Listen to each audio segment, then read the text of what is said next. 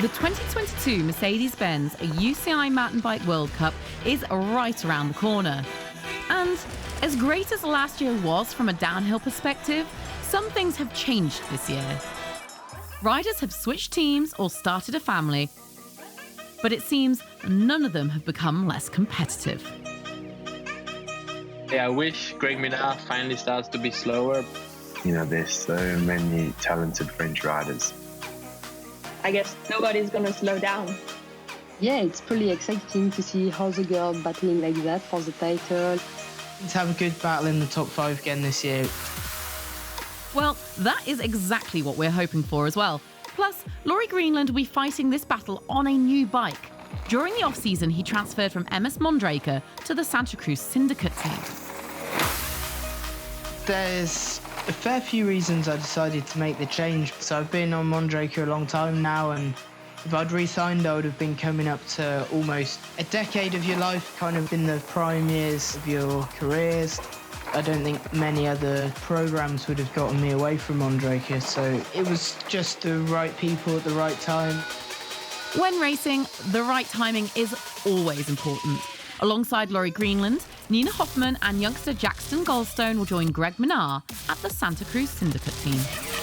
I think we've got a super well-rounded team. Probably the most thing I'm excited about is getting to ride with Laurie. I think he's a great rider and he knows how to push really hard. And that's something that I find myself battling to do. On the excitement list, I'm like Lourdes #1. Well, look at the win now. Conditions have changed. I qualified second behind Lourdes, so we were the last 2 to go, and we were like at the top, like, dude, fuck, yeah.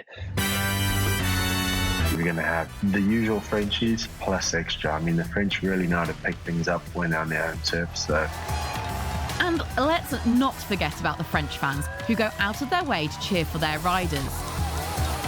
One of them will be the defending world champ, Myriam Nicole. I was really happy I won world champs as well. You know, when you see this jersey, you're like, okay, that was not a bad season. It was definitely not, but the end of it was truly unexpected.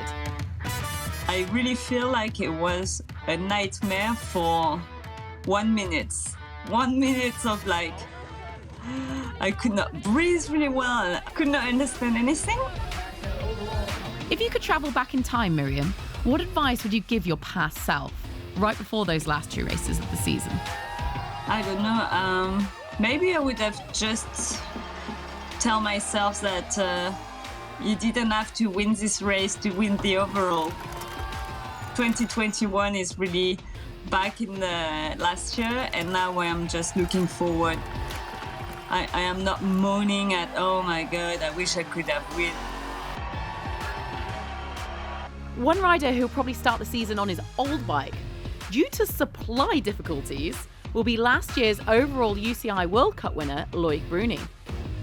No, I don't think it will be a disadvantage because I have been racing this bike for 3 seasons. I've been winning World Cups with it. I know it, so it's a bike that's allowed me to do well. So I'm sure the limit in Lourdes won't be the bike.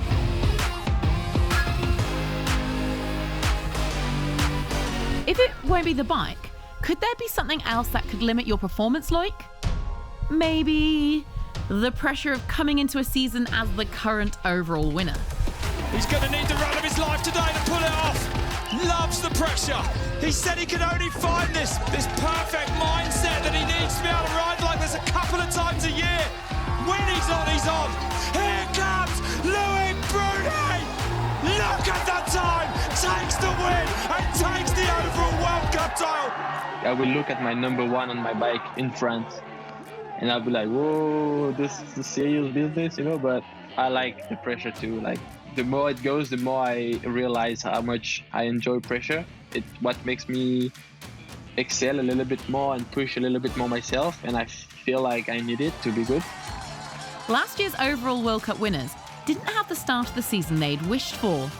But when things finally began to fall into place for Loic Bruni and Vali Höll, they were unstoppable.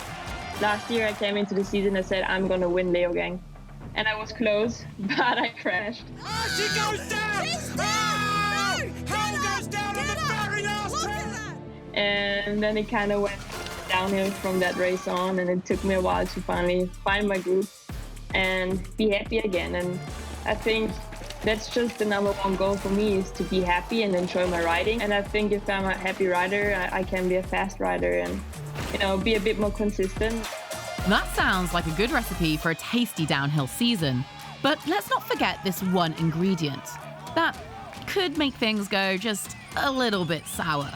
The pressure that comes with being on top.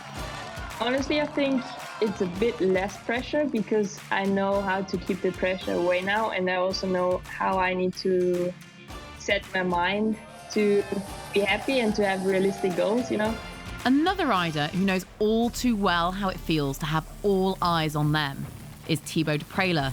He had the overall title slip through his hands. From his last crash, the Frenchman walked away with a broken tibia and thumb. Thibaut, have you had time to recover from your injuries? It's going well, strange but well, because I was still injured 1 month, 2 little months ago. So it's more like rehab and getting back to normal shape. This might sound contradictory in the sport of downhill, but time can work to a rider's favour, especially when you have to recover from an injury. So Thibaut, do you feel you have to prove you can win the overall title this season?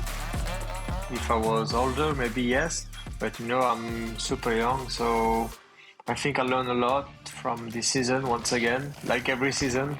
Maybe, just stay on the bike, Staying on your bike sounds like a good plan when it comes to racing. But if it was that easy, everyone could win a World Cup, and clearly that is not the case. Someone who knows all too well about winning World Cups, though, is Greg Minnaar, also known as GOAT, the greatest of all time. Can we expect you to race onto the podium this year? I wouldn't be racing if I didn't think I could.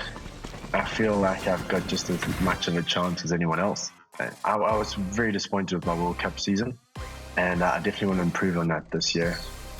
We've got 2 series to always race for, and it's a World Championship and the World Cup. And so again, I'd like to be at the top of both of those. But my training's been going well. I've had some good gym sessions. The rehabbing on my shoulders done really well. Recovery, it can be a long run. Someone who's also had to deal with injury last season was Frenchwoman Myriam Cabirou, who had a gnarly crash in Lourdes last season and broke her vertebrae. I don't know exactly when I will be back at 100% with my full potential, because it's a bit difficult to judge, with the injury. You don't know exactly when you could be able to ride fast. I really want to start the season really confident and say, okay, the injury was only on the past, now I'm ready and I just want to race like before. But one who probably had the biggest change of them all, and we're not talking about teams, is Rachel Atherton. After having her gorgeous baby girl Anna and taking a break last season, we're hoping to see her racing again this year. If that doesn't sound like a promising season, then I don't know what does. So 2022 will be... 2022 will be... 2022 will be...